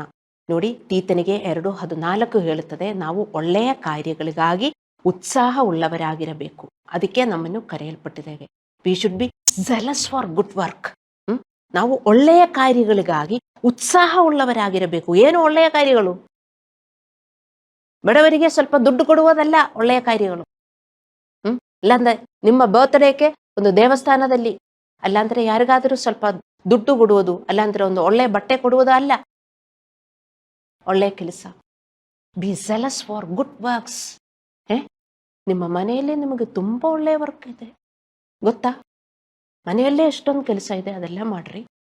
ಮತ್ತು ಚೆನ್ನಾಗಿ ವರ್ತಿಸಿರಿ, ಪ್ರೀತಿಯಿಂದ ವರ್ತಿಸಿರಿ. ನಿಮ್ಮ ಗಂಡ ಅಲ್ಲ ಅಂದ್ರೆ ಹೆಂಡತಿ ಬೈಯಕ್ಕೆ ಬಂದ್ರೆ, ಜಗಳ ಮಾಡಕ್ ಬಂದ್ರೆ ಪ್ರೀತಿಯಿಂದ ನೀವು ವರ್ತಿಸಬೇಕು. ಅದೇ ಒಳ್ಳೆಯ ಕಾರ್ಯ. ಮನುಷ್ಯರು ನಮಗೆ ಜಗಳ ಮಾಡಕ್ ಬರ್ತಾರೆ, ಒಫೆಂಡ್ ಮಾಡಕ್ ಬರ್ತಾರೆ. ಅವ್ರ ಮೇಲೆಲ್ಲ ಒಫೆಂಡೆಡ್ ಆಗಿದ್ದರೆ ನೀವು ದೇವರನ್ನೆಲ್ಲ ಸೇವೆ ಮಾಡುವುದು ಪಿಶಾಚಿನ ನೀವು ಸೇವೆ ಮಾಡ್ತಾ ಇದ್ದೀರಿ. ಅರ್ಥ ಮಾಡಿಕೊಳ್ಳಿ. ಅವನು ಕೂಡ ಸಂಬಳ ಕೊಡ್ತಾನೆ, ಅವನು ಬಿಡುವುದಿಲ್ಲ. ಬೇಡ ಬೇಡ ಅಂತ ಹೇಳಿದ್ರು ನಿಮ್ಮ ಕರೆದು ಬಿಟ್ಟು ಅವನು ಕೊಡ್ತಾನೆ. ಚೀಲ ತಕೊಂಡ್ಬನ್ನಿ, ನಾನು ಇಲ್ಲಿ ಇಟ್ಟಿದ್ದೀನಿ ನಿಮ್ಮ ಸಂಬಳ ಅಂತ. ಅರ್ಥ ಮಾಡಿಕೊಳ್ಳಿ. ಒಳ್ಳೆಯದು ಮಾಡ್ರಿ. ನಮಗೆ ಕೆಟ್ಟದು ಮಾಡುವುದಕ್ಕೆ ಜನ ಇದ್ದಾರೆ, ಅವರಿಗೆ ನಾವು ಒಳ್ಳೆಯದು ಮಾಡಬೇಕು. ಯಾರಿಗಾದ್ರೂ ಸ್ವಲ್ಪ ದುಡ್ಡು ಕೊಡುವುದಕ್ಕೆ, ಒಳ್ಳೆಯದು ಮಾಡುವುದಕ್ಕೆ ನಮಗೆ ಈಸಿ ಆಗತ್ತೆ. ಆದರೆ ಮನೆಯಲ್ಲಿ ಒಳ್ಳೆಯವರಾಗಿ ನಾವು ಜೀವನ ಮಾಡುವುದು, ಒಳ್ಳೆಯ ಮಕ್ಕಳಾಗಿ, ಒಳ್ಳೆಯ ಗಂಡನಾಗಿ, ಒಳ್ಳೆಯ ಹೆಂಡತಿಯಾಗಿ, ಒಳ್ಳೆಯ ಅತ್ತೆಯಾಗಿ, ಒಳ್ಳೆಯ ಸೊಸೆಯಾಗಿ ಜೀವನ ಮಾಡುವುದಕ್ಕೂ ಕಷ್ಟ ಅಲ್ವಾ ದೇವರ ಮಕ್ಕಳೇ?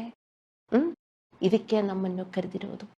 ದೇವರ ಸೇವಕರು ಇದೆಲ್ಲ ಮಾಡುವುದಕ್ಕೆ ಪ್ರಯತ್ನ ಪಡಬೇಕು. ಸಂಬಳ ಸಿಗುತ್ತದೆ, 2 ತರ ಸಂಬಳ ಸಿಗುತ್ತದೆ. ಬೆಳಗ್ಗೆಯಿಂದ ಸಾಯಂಕಾಲ ತನಕ ನೀವು ಕೆಲಸ ಮಾಡ್ತಾನೆ ಇರ್ತೀರಿ. ಅರ್ಥ ಮಾಡಿಕೊಳ್ಳಿ. ಮನಸ್ಸಿನಿಂದ ನೀವು ಕೆಲಸ ಮಾಡ್ತೀರಿ, ಮತ್ತು with the body also you will work, with the mind also you will work. For both you are getting ಸಂಬಳ. Be very careful what you are doing. So ಗಲಾತ್ಯದವರಿಗೆ 6:10 ಬರೆದಿದೆ, ಎಲ್ಲರಿಗೂ ಒಳ್ಳೆಯದನ್ನು ಮಾಡೋಣ, ಮುಖ್ಯವಾಗಿ ಒಂದೇ ಮನೆಯವರಾಗಿರುವ ಕ್ರಿಸ್ತ ನಂಬಿಕೆಯುಳ್ಳವರಿಗೆ ಮಾಡೋಣ. ಮತ್ತಾಯ 25:40 ಯೇಸುದೇವರು ಹೇಳಿದ್ರು, ಈ ನನ್ನ ಸಹೋದರರಲ್ಲಿ ಕೇವಲ ಅಲ್ಪನಾದವನೊಬ್ಬನಿಗೆ ಏನೇನು ಮಾಡಿದೀರೋ ಅದನ್ನು ನನಗೂ ಮಾಡಿದ ಹಾಗಾಯಿತು. ಮತ್ತೆ ಮತ್ತಾಯ 10:42 ಯೇಸುದೇವರು ಹೇಳಿದ್ದಾರೆ, ಈ ಚಿಕ್ಕವರಲ್ಲಿ ಒಬ್ಬನಿಗೆ ಯೇಸುವಿನ ಶಿಷ್ಯನೆಂದು ಯಾವನಾದರೂ ಒಂದು ತಂಬಿಗೆ ತಣ್ಣೀರನ್ನಾದರೂ ಕುಡಿಯುವುದಕ್ಕೆ ಕೊಟ್ರೆ ಬರತಕ್ಕ ಪ್ರತಿಫಲವು ಅವನಿಗೆ ತಪ್ಪುವುದೇ ಇಲ್ಲವೆಂದು ಸತ್ಯವಾಗಿ ಹೇಳುತ್ತೇನೆ. ನಿಮ್ಗೆ ಅರ್ಥವಾಯ್ತಾ? ಈ ವಾಕ್ಯಗಳು ನೀವು ಹೋಗಿ ಓದಬೇಕು. ಗಲಾತ್ಯದವರಿಗೆ 6:10, ಮತ್ತಾಯ 25:40, ಮತ್ತಾಯ 10:42. ಯೇಸುದೇವರು ಹೇಳುತ್ತಾರೆ, ನೀವು ನನ್ನ ಶಿಷ್ಯರೆಂದು ಯಾರಾದರೂ ನಿಮ್ಮ ಮನೆಯಲ್ಲಿ ಬಂದ್ರೆ ಒಂದು ಲೋಟ ನೀರು ಕೊಟ್ರೆ ಅದಕ್ಕೆ ನಿಮಗೆ ಆಶೀರ್ವಾದ ಸಿಗುತ್ತೆ. ಶಿಷ್ಯರಾಗಿರಬೇಕು. ಶಿಷ್ಯರಾಗಿರಬೇಕು. ಬರೀ ಚರ್ಚಲ್ಲಿ ಬಂದು ಯೇಸು ಹೇಳುವುದೇನು ಮಾಡುವುದಿಲ್ಲ ಅವರಿಗೆಲ್ಲ. ಶಿಷ್ಯರಾಗಿ ಯೇಸುವನ್ನು ಪ್ರೀತಿಸಿ ಅವರ ದಾರಿಯಲ್ಲಿ ನಡೆಯುವವರಿಗೆ. ಮತ್ತೆ ನಾವು ದೇವರ ಮಕ್ಕಳೆಂದು ತಿಳಿದುಕೊಂಡು ಅವರಿಗೆ ಏನೇ ಮಾಡಿದ್ರು ನಮಗೆ ಆಶೀರ್ವಾದ ಸಿಗುತ್ತದೆ. ಅದು ಯೇಸು ದೇವರಿಗೆ ಮಾಡುವ ತರ ಎಂದು ದೇವರಿಗೆ ಹೇಳ್ತಾ ಇದ್ದಾರೆ.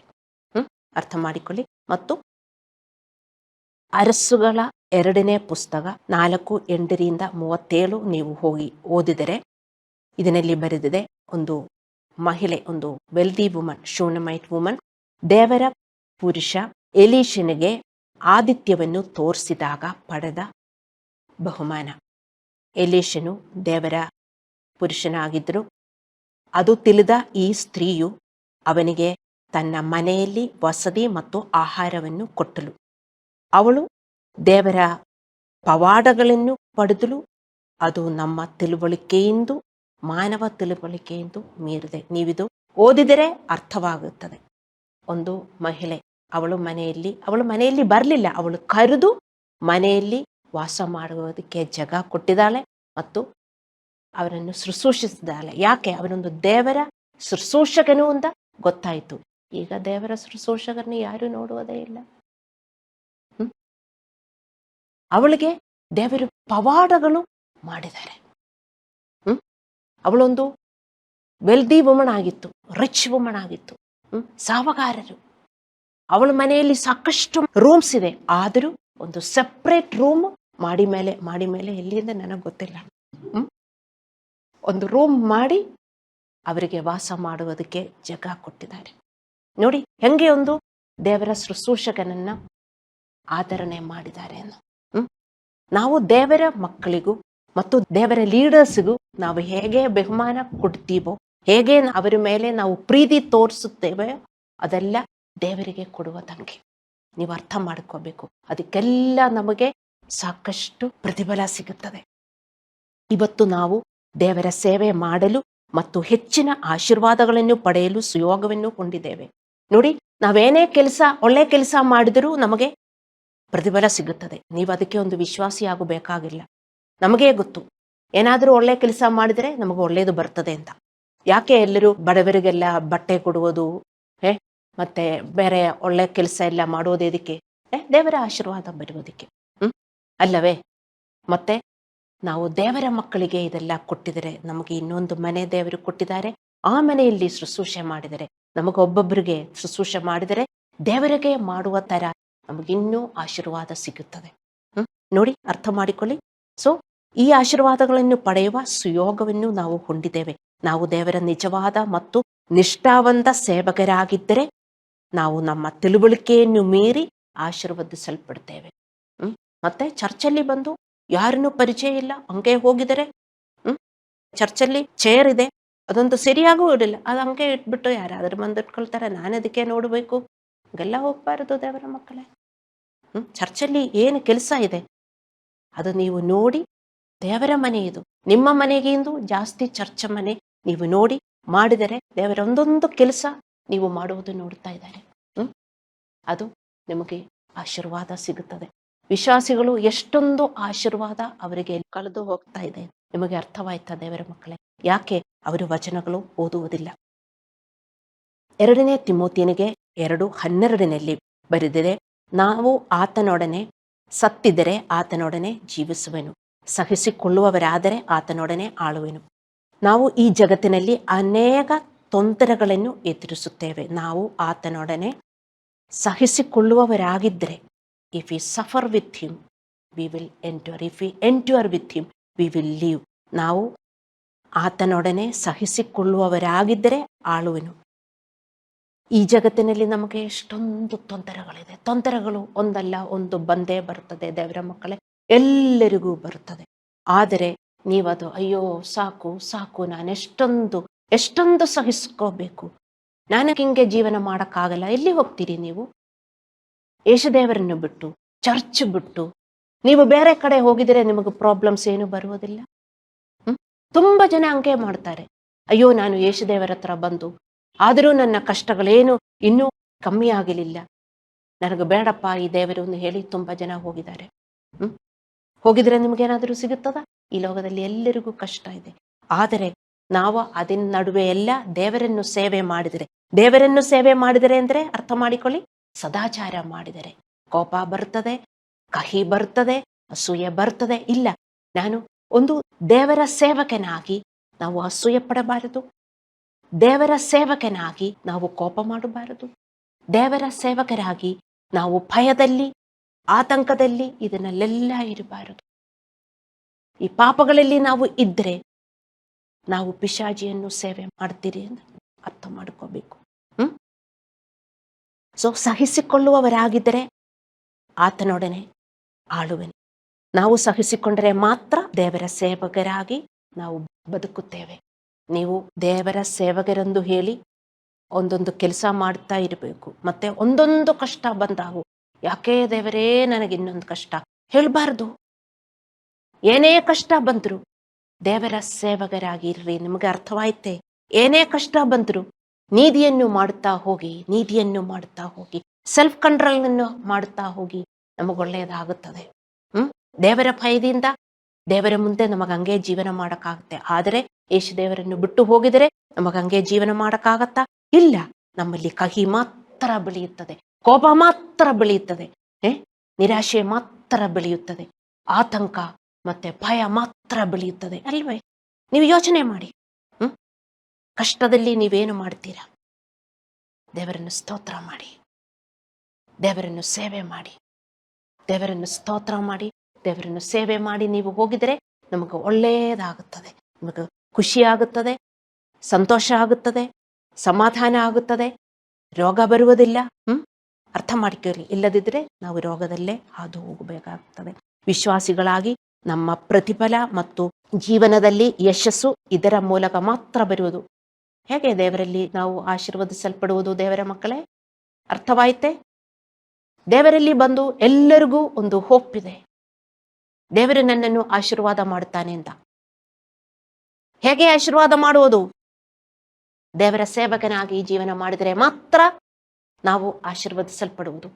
ಬರೀ ಪ್ರಾರ್ಥನೆ ಮಾಡಿ ದೇವರೇ ನನಗೆ ಕೊಡಿ, ದೇವರೇ ನನಗೆ ಕೊಡಿ, ನನಗೆ ಕೊಡಿ, ನನಗೆ ಕೊಡಿ ಎಂದು ಹೇಳುವ ವಿಶ್ವಾಸಿಗಳಿಗೆ ಯಾವ ಆಶೀರ್ವಾದವೂ ಬರುವುದಿಲ್ಲ. ಎಲ್ಲ ವಿಶ್ವಾಸಿಗಳು ದೇವರ ಸೇವಕರಾಗಿ ಜೀವನ ಮಾಡಿದರೆ, ನೀತಿಗೆ ಸದಾಚಾರಕ್ಕೆ ಸೇವಕರಾಗಿ ಜೀವನ ಮಾಡಿದರೆ ಮಾತ್ರ ಆಶೀರ್ವಾದ ಬರುವುದು ಅಂತ ಅರ್ಥ ಮಾಡಿಕೊಳ್ಳಿ. ಇದೆಲ್ಲ ತಿಳುವಳಿಕೆ ಇಲ್ಲದ ವಿಶ್ವಾಸಿಗಳು ಬರೀ ಪ್ರಾರ್ಥನೆ ಮಾಡುವುದು, ಅವರೇನು ಮಾಡುವುದಿಲ್ಲ. ಎಲ್ಲಿ ಹೋಗಿದರೂ ಜಗಳ, ಮನೆಯಲ್ಲೂ ಜಗಳ, ಕೋಪ ಇಟ್ಕೊಂಡು ಮತ್ತೆ ಪ್ರಾರ್ಥಿಸುತ್ತಾರೆ, ಅವರಿಗೇನು ಸಿಗುವುದಿಲ್ಲ. ಮತ್ತೆ ರೋಗ ಜಾಸ್ತಿ ಆಗುತ್ತದೆ ಮತ್ತು ದೇವರ ಮೇಲೆ ಕೋಪ ಬಂದು ದೇವರನ್ನು ಬಿಟ್ಟು ಹೋಗ್ತಾರೆ. ದೇವರನ್ನು ಬಿಟ್ಟು ಹೋಗುವವರನ್ನು ನೋಡ್ರಿ, ಅವರ ಜೀವನ ಹೇಗೆ ಇದೆ ಅಂತ. ಹಲ್ಲೆಲೂಯಾ. ಸೊ ವಿಶ್ವಾಸಿಗಳಾಗಿ ನಮ್ಮ ಪ್ರತಿಫಲ ಮತ್ತು ಜೀವನದಲ್ಲಿ ಯಶಸ್ಸು ಇದರ ಮೂಲಕ ಮಾತ್ರ ಬರುವುದು. ಯಾವುದು ಮೂಲಕ? ದೇವರ ಸೇವಕರಾಗಿ ಜೀವನ ಮಾಡುವುದು. ತುಂಬ ಜನರಿಗೆ ಈ ತಿಳುವಳಿಕೆ ಇದೆ. ಅವರು ಚರ್ಚಲ್ಲಿ ಬಂದು, ಪಾಸ್ಟ್ರೇ ನನಗೊಂದು ಕೆಲಸ ಕೊಡಿ ಎಂದು ಹೇಳ್ತಾರೆ. ಏನು ಕೆಲಸ? ಬಾತ್ರೂಮ್ ಕ್ಲೀನ್ ಮಾಡುವುದು, ಅಲ್ಲಾಂದ್ರೆ ಕುರ್ಸಿ ಇದು ಮಾಡುವುದು. ತುಂಬ ಚರ್ಚಲ್ಲಿ ಅಂಕ ಮಾಡ್ತಾರೆ. ಮತ್ತೆ ನಮ್ಮ ಚರ್ಚಲ್ಲಿ ಅಂಕ ಬಂದು ಹೇಳುವುದಕ್ಕೆ ಯಾರು ಇಲ್ಲ. ಯಾರು ನೋಡಬೇಕಾಗಿಲ್ಲ, ದೇವರು ನೋಡುತ್ತಾರೆ. ಮತ್ತೆ ಮನುಷ್ಯರಿಗೆ ಅಂತ ಕೆಲಸ ಎಲ್ಲ ಮಾಡೋಕ್ಕಾಗಲ್ಲ. ಹಲ್ಲೆಲೂಯಾ. ನಮ್ಮ ಕಷ್ಟಗಳಿಗಾಗಿ ನಾವು ಗೊಣಗಬಾರದು ಮತ್ತು ಜನರೊಂದಿಗೆ ಅಥವಾ ದೇವರೊಂದಿಗೆ ಹೋರಾಡಬಾರದು. ಅದೆಲ್ಲ ವಿಶ್ವಾಸ ಜೀವನ ಅಲ್ಲ. ನಿಜವಾದ ವಿಶ್ವಾಸಿಗಳು ತಮ್ಮ ಸಮಸ್ಯೆಗಳಿಂದ ನೋವನ್ನು ಸಹಿಸಿಕೊಳ್ಳುತ್ತಾರೆ. ಮೋಕ್ಷದ ಪುರಾವೆ ನಮ್ಮ ಸಹಿಷ್ಣುತೆಯಾಗಿದೆ. ಮೋಕ್ಷದ ಪುರಾವೆ ನಮ್ಮ ಸಹಿಷ್ಣುತೆಯಾಗಿದೆ. ದೇವರ ಸೇವಕರು ಇದನ್ನು ಮಾಡುತ್ತಾರೆ. ನೀವು ನಿಜವಾದ ವಿಶ್ವಾಸಿಯಾಗಿದ್ದರೆ ಏನು ಮಾಡ್ತೀರಿ? ನಿಮ್ಮ ಕಷ್ಟ ನೀವು ಸಹಿಸಿಕೊಳ್ಳುತ್ತೀರಿ. ನಿಮ್ಮ ಕಷ್ಟದಲ್ಲಿ ನೀವು ಗೊಣಗುವುದಿಲ್ಲ, ದೇವರನ್ನು ಬೈಯುವುದಿಲ್ಲ, ಇನ್ನೊಬ್ಬರನ್ನು ಬೈಯುವುದಿಲ್ಲ. ಇನ್ನೊಬ್ಬರ ಕಾರಣ ನಮಗೆ ಕಷ್ಟ ಬಂದಿರಬಹುದು, ಆದರೂ ನಾವು ದೇವರ ಸೇವಕರಾಗಿ ಅವರನ್ನು ಬೈಯಬಾರದು, ಅವರ ಮೇಲೆ ಕೋಪ ಇಟ್ಕೊಳ್ಬಾರದು. ನಮ್ಮ ಕಷ್ಟಗಳು ನಾವು ಸಹಿಸ್ಕೋಬೇಕು. ಮೋಕ್ಷದ ಪುರಾವೆ ನಮ್ಮ ಸಹಿಷ್ಣುತೆಯಾಗಿದೆ. ದೇವರ ಸೇವಕನು ಇದನ್ನು ಮಾಡುತ್ತಾನೆ. ನೀವು ನಿಜವಾದ ದೇವರ ಮಗುವಾಗಿದ್ದರೆ, ನಿಜವಾದ ದೇವರ ಸೇವಕನಾಗಿದ್ದರೆ, ಎಲ್ಲೇ ಕಷ್ಟ ಬಂದರೂ ನೀವು ಸಹಿಸಿಕೊಳ್ಳುತ್ತೀರಿ. ಆಫೀಸಲ್ಲಾಗಿದೆ, ಮನೆಯಲ್ಲಾಗಿದೆ, ಎಲ್ಲೇ ಆಗಿದ್ದರು ನಮಗೆಲ್ಲ ಕಡೆ ಕಷ್ಟ ಬಂದೇ ಬರ್ತದೆ. ಸಾಯುವ ತನಕ ನಮಗೆ ಕಷ್ಟ ಬಂದೇ ಬರ್ತದೆ. ಯೇಸುವಲ್ಲಿ ಬಂದ ಮೇಲೆ ನಮಗೆ ಕಷ್ಟ ಇಲ್ಲ ಅಂತ ದೇವರು ಯಾವತ್ತೂ ಹೇಳಲಿಲ್ಲ. ಯೇಸುವಿಂದ ನಮಗೆ ಬಿಡುಗಡೆ ಸಿಗುತ್ತದೆ. ಹೇಗೆ? ನೀತಿಯಿಂದ ನಡೆದರೆ ಮಾತ್ರ. ಮತ್ತೆ ಅನೀತಿಯಿಂದ ನಾವು ನಡೆದರೆ, ನೀತಿಯಿಂದ ನಡೆದರೆ ಮಾತ್ರ ದೇವರಿಗೆ ಪ್ರತಿಫಲ ಕೊಡಕ್ಕಾಗತ್ತೆ. ಆದರೆ ಅನೀತಿಯಿಂದ ನಡೆದರೆ ಇನ್ನೊಬ್ಬರು ಪ್ರತಿಫಲ ಕೊಡ್ತಾರೆ ಅಂತ ದೇವರ ಮಕ್ಕಳೇ ಅರ್ಥ ಮಾಡಿಕೊಳ್ಳಿ. ಇದೆಲ್ಲ ನೀವು ಮರಿಬಾರದು. ನಾವು ಡೈಲಿ ಮಾಡುವ ಕೆಲಸ, ಬೆಳಗ್ಗೆಯಿಂದ ಸಾಯಂಕಾಲ ತನಕ, ಬೆಳಗ್ಗೆಯಿಂದ ನಾವು ಮಲಗುವ ತನಕ ನಾವೆಲ್ಲರೂ ಕೆಲಸ ಮಾಡುವವರೇ. ಅದಕ್ಕೆ ಬೈಬಲಲ್ಲಿ ಹೇಳಿರೋದು, V should B hard working labourers. ಈಗ ಅರ್ಥವಾಯ್ತೆ? ದೇವರಿಗೆ ಹಾರ್ಡ್ ವರ್ಕ್ ಮಾಡುವ ಲೇಬರರ್ಸ್. ಇಲ್ಲದಿದ್ದರೆ ನೀವು ಯಾರಿಗೆ ಕೆಲಸ ಮಾಡುವುದು? ಪಿಶಾಚಿಗೆ. ಇಬ್ಬರಿಗೆ ನಮಗೆ ಕೆಲಸ ಮಾಡಕ್ಕಾಗತ್ತೆ. ಇಬ್ಬರು ಯಜಮಾನರು ನಮಗಿದ್ದಾರೆ, ನಮಗಿಲ್ಲ. ಮತ್ತೆ ಮಾಡಿದರೆ ಯೇಸುದೇವರು ಮತ್ತು ಪಿಶಾಚಿ. ಕೆಟ್ಟದು ಮಾಡುತ್ತಾ ಇದ್ದರೆ ಪಿಶಾಚಿ ನಿಮ್ಮ ದೇವರು, ನಿಮ್ಮ ನಾಯಕನು, ನಿಮ್ಮ ಬೋಸು. ಅವನು ಪ್ರತಿಫಲ ಖಂಡಿತ ಕೊಡ್ತಾನೆ. ವಿಶ್ವಾಸಿಯಾಗಿ ಇದೆಲ್ಲ ತಿಳುವಳಿಕೆ ಇಟ್ಕೋಬೇಕು. ಅದಕ್ಕೆ ದೇವರ ಭಯದಿಂದ ನಾವು ಸೆಲ್ಫ್ ಕಂಟ್ರೋಲ್ ಮಾಡಬೇಕು. ಈಗ ಗೊತ್ತಾಯ್ತಾ ನಿಮಗೆ ಯಾಕೆ ದೇವರ ಸೆಲ್ಫ್ ಕಂಟ್ರೋಲ್ ಇಲ್ಲ ಅಂತ? ನಿಮಗೆ ಗೊತ್ತಾಗಲ್ಲ. ಅದಕ್ಕೆ ದೇವರ ಮಕ್ಕಳೇ ಬೈಬಲ್ ಓದ್ರಿ. ಈ ಮೆಸೇಜ್ಗಳೆಲ್ಲ ಕೇಳ್ಕೊಳ್ತಾ ಇರಬೇಕು. ಟೈಮ್ ಇಲ್ಲಂದು ಹೇಳಿದರೆ ನಿಮಗೇ ಲಾಸ್ ಆಗುತ್ತದೆ. ಹಲ್ಲೆಲೂಯಾ. ಪೌಲನು ಈ ಎಚ್ಚರಿಕೆಯೊಂದಿಗೆ ಈ ಅಧ್ಯಾಯವನ್ನು ಕೊನೆಗೊಳಿಸುತ್ತಾನೆ. ಕೊಲೋಸಿಯವರಿಗೆ 3:25 ಇದರಲ್ಲಿ ಹಿಂಗೆ ಬರೆದಿದೆ, ಅನ್ಯಾಯ ಮಾಡುವವನು ತಾನು ಮಾಡಿದ ಅನ್ಯಾಯಕ್ಕೆ ತಕ್ಕ ಪ್ರತಿಫಲವನ್ನು ಹೊಂದುವನಷ್ಟೇ, ಪಶ್ಚಾತ್ತಾಪವಿರುವುದಿಲ್ಲ.